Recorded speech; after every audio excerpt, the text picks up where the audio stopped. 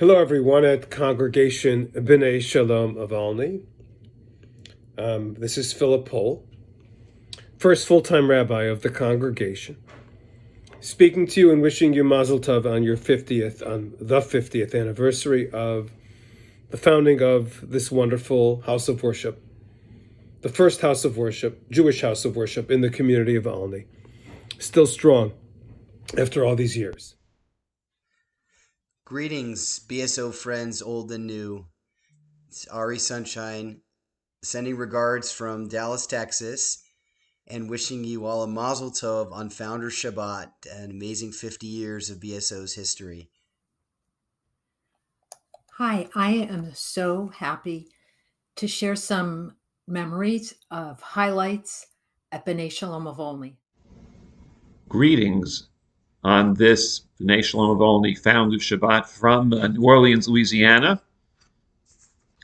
And I want to first of all express my thanks to the committee for affording me the chance to say a few words and be a small part of the history of the synagogue.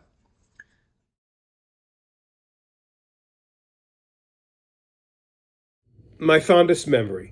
I was rabbi for 27 years. I think many of you know that. And I have many memories of being with the congregation that are extremely fond and special and wonderful,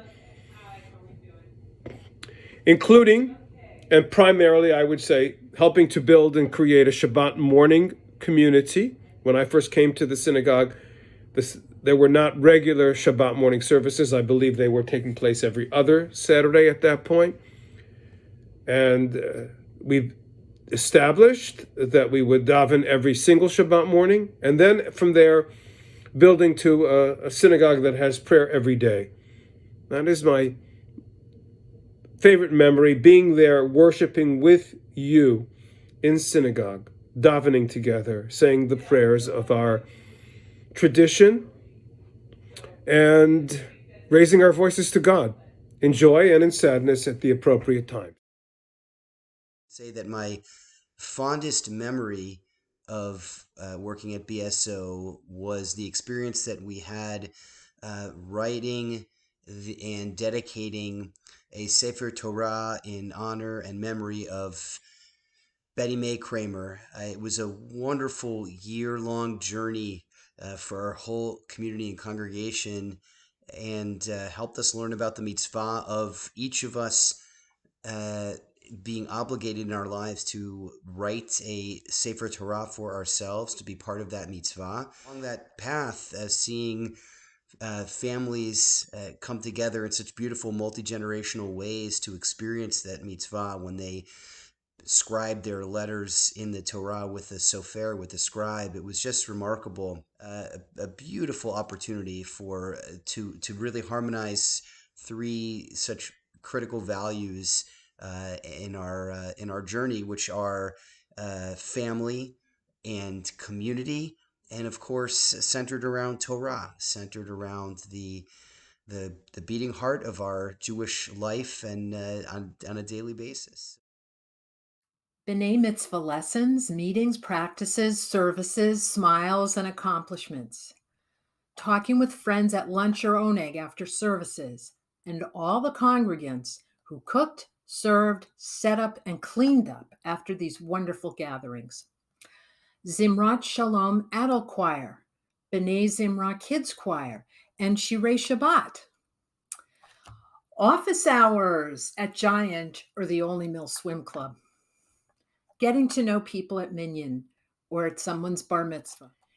Any event planned by Shelley Engel or Jill Epstein. The time 60 students each lit their candle during fourth grade Havdalah in the lobby during construction, and we didn't start a fire. The time a truly great Friday night confirmation service was interrupted by a thunderstorm and a power outage, and the evening was saved by Lenny Rosenberg and his portable generator. And having served during the period of COVID, it's actually an easy question.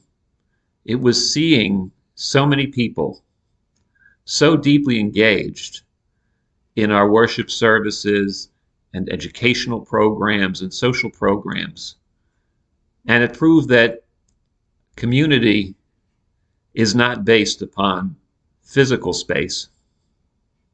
Community is based upon a mindset of going through good times and challenging ones together.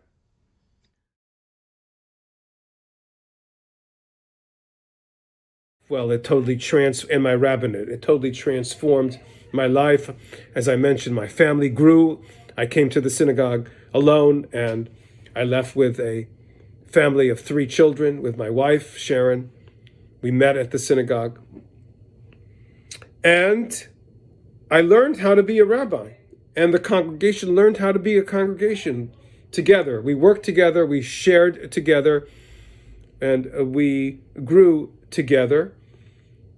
And we created the history of what a full-time rabbi in a congregation might be like. And I learned from there to share with others as well once I left and moved on in my career. Starts from the beginning, which is to say that when I first started working at BSO in 2006, I was a young parent and also a relatively new rabbi, having only served for not quite 5 years as an associate rabbi in Charlotte. And so this was a chance to learn how to live, how to be a parent, how to be a rabbi, the senior rabbi, the only rabbi in a community, helping to shape its future and its vision together with lay leadership and the rest of our staff team. As a young parent, as in the early childhood school, had a chance to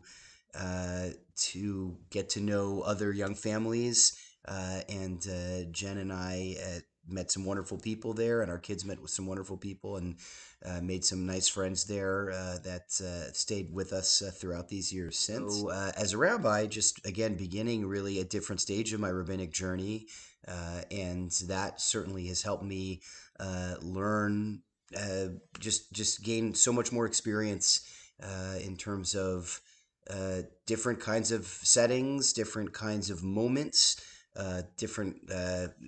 lots of additional life cycle experience, working with families through the highs and lows of their lives. Serving as your chazan didn't just have an impact on my life and career, it was what I wanted my life and career to be.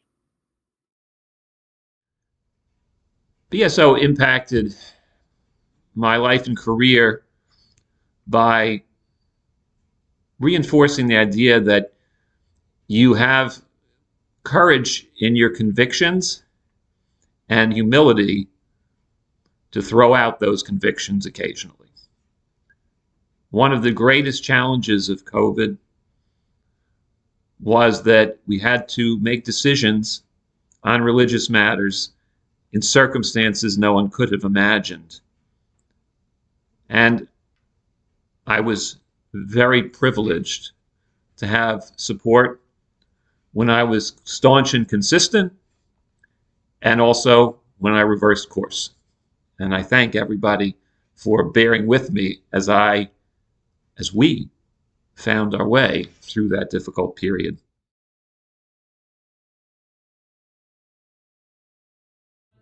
Moving ahead in the future, my advice would be not to be complacent, not to mail it in, but to continually learn and to stretch yourself and the congregation, and to help the congregation and yourself grow together and find new ways and continue to improve on the traditional ways of serving God as a Kehillah Kedosha, a holy congregation, in the long tradition of Batei Knesset, of synagogues, in our history, and now 50 years of being together.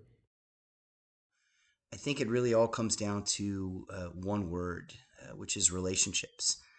It's important to get to know members of the community, to get to know their families, get to know their names, be able to say hello to them by name every time you see them, and help them feel known, and valued by the members of their clergy, by their spiritual leaders, but wanting to know not only people's names but their stories, what makes them tick, what has brought them to be a part of this sacred community, what's led them on their life Jewishly, and what are they interested in exploring, and how are they interested in growing, and also what can they offer, what are some of their gifts and talents that they can offer to the community, whether it's ranging from ritual skills to volunteerism, to just being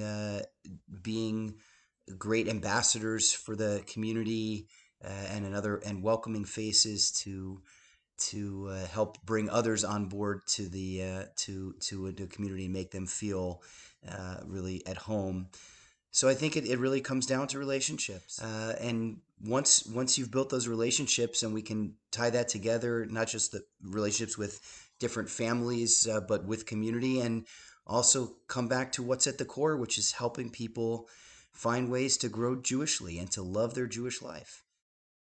For the future, always be grateful to God for everything we have and appreciate the potential of each individual.